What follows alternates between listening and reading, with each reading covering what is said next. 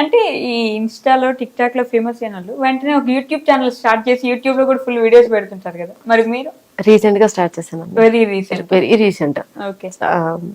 Interest లేకుండా YouTube మీద అంతా. హ్మ్. ఎందుకంటే నేను యూట్యూబ్ ఖాళీ ఇన్స్టాగ్రామ్ లో నేను నా రీల్స్ అయితే నార్మల్ గా చేస్తుంటే ఆల్రెడీ యూట్యూబ్ లో ట్రోల్స్ స్టార్ట్ చేసారు. అదే. మా వదిన ఏదో చేస్తుంది అది ఇది ఒక వీడియో ఒకతను చేసి నా గురించి చేసి పెట్టాడు, ఎస్పెషల్ గా నా వీడియో పెట్టి. చాలా హర్ట్ అయిపోయానండి. ఏంటి నేను ఇన్స్టాగ్రామ్ లో నార్మల్ శారీస్ కట్టుకొని చేస్తేనే ఇలా ట్రోల్ చేశానంటే నేను యూట్యూబ్ వచ్చి ఇంకేదైనా చేస్తే ఇంకేం చేస్తారు, భయం వేసింది. ఎందుకంటే మాది చాలా పెద్ద కారణం. అత్తమ్మ వాళ్ళకి ఒక 10 మంది ఉన్నారు వెనక ముందు, అంటే తోడుబుట్టిన వాళ్ళే. మళ్ళీ మా మమ్మీ వాళ్ళకి మళ్ళీ చాలా పెద్ద కారణం అండి, మా పక్కనే చాలా మంది ఉండరు. ఆ ట్రోల్స్ ఎవరైనా చూస్తే ఎలా ఉంటది. సో దానికి భయపడి యూట్యూబ్ కి వెళ్ళాలని అనుకోలేదు. కానీ మళ్ళీ ఏమనుకున్నానంటే వీళ్ళందరి మాటలు వింటే కష్టము, పట్టించుకోకూడదు. సో నా ఫ్రెండ్స్ అలా చెప్పారు, వెళ్ళండి మీకు టాలెంట్ ఉంది కదా, మీరు వెళ్లే దారిలో వెళ్ళండి, అరుస్తూనే ఉంటాయి పట్టించుకోవద్దని చెప్పారు. మొరుగుతూనే ఉంటాయి, దాన్ని ఎందుకు పట్టించుకోవడం అని చెప్పేసి ఇంకా నేను మళ్ళీ యూట్యూబ్ ఛానల్ స్టార్ట్ చేశాను. ఓకే, అది రన్ అవుతుంది, అలా రన్ అవుతుంది. ఓకే. సుష్మా గారు, ఇప్పుడు బీయింగ్ ఏ ఉమెన్, ఒక ఇన్స్టాగ్రామర్ గా ఉండాలన్నా, కొన్ని డాన్సులు చేయాలన్నా, ఒక 10 మంది మన వైపు కళ్ళు చూపిస్తూనే ఉంటారు. ఇప్పుడు ఒక అబ్బాయి చేస్తుంటే నో వన్, అసలే వాళ్ళ ఇష్టం, వాళ్ళు మొత్తం బట్టలు ఇప్పుకొని తిరిగినా ఏం బాధ లేదు.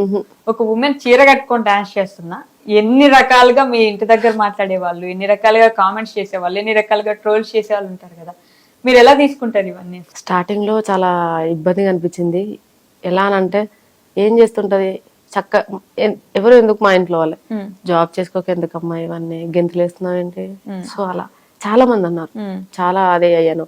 తర్వాత ప్రమోషన్స్ వస్తూ కొంచెం ఇన్కమ్ స్టార్ట్ అయింది కదా, ఇంకా బాగా చెయ్యి ఏం కాదు, ట్రోల్స్ వస్తుంటాయి అమ్మా ఏం కాదు, మాట మారిపోయింది అందరిది వెంటనే. చాలా మనీ నిజంగా నేనే షాక్ అయిపోయాను. నన్ను ఫస్ట్ తిట్టాడు, మా అన్నయ్య ఉన్నాడు కజిన్, తిట్టాడు ఊర్లో అందరు. నేను వెళ్ళి ఇక్కడ రచ్చబండ మీద కూర్చుంటే మీ చెల్లె వీడియోలు కజిన్ అనమాట, మీ చెల్లె వీడియోస్ ఇలా వస్తున్నాయి, నాకు ఎలానో అనిపిస్తుంది, నీవన్నీ గ్రూప్ లో షేర్ చేస్తున్నారని. నేను అన్నాను, అన్నయ్య నేను అవన్నీ పట్టించుకోవడానికి, డాన్స్ అంటే ఇష్టం, ఏదో టైం పాస్ గా చేస్తున్నా, ఏదో ఒకటి చేయాలి కదా అదే అన్న.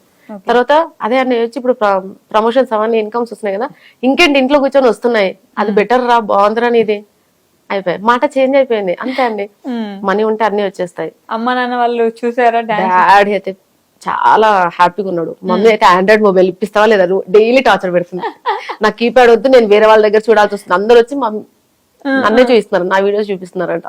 సో మమ్మీకి ఎలా ఉందని అంటే, అరే నాకు లేదు ఫోను, ప్లీజ్ ఒక్కటి ప్లీజ్ ఒక్కటి. అది ఇప్పుడు స్టార్టింగ్ లో జాబ్ చేసుకోవచ్చు కదమ్మా, ఇవి చేస్తే చేసుకో, టైం పాస్, సాయంత్రం వచ్చినాక చేసుకో, స్కూల్. మమ్మీ ఒక్కటే చెప్పింది, స్కూల్కి వెళ్ళేసి వచ్చాక సాయంత్రం ఏదైనా చేసుకో నీకు నచ్చింది, కానీ జాబ్ అయితే చెయ్యి. అలా ఉండే మమ్మీ. డాడీ ఏమో, మా డాడీ ఎలా అంటే అప్పటి నుంచి అనగానే నచ్చింది చేసుకోమ్మా, హ్యాపీగా ఉండు, సేవింగ్స్ కూడా అవసరం లేదు, ఎంత సంపాదించి అంత మంచిగా తిరుగు మంచిగా ఉండు. డాడీ ఒక్కటే చెప్తాడు, ఎందుకంటే డాడీకి 3 ఆడపిల్లలం, ఒకే తమ్ముడు, చాలా కష్టపడ్డాడండి.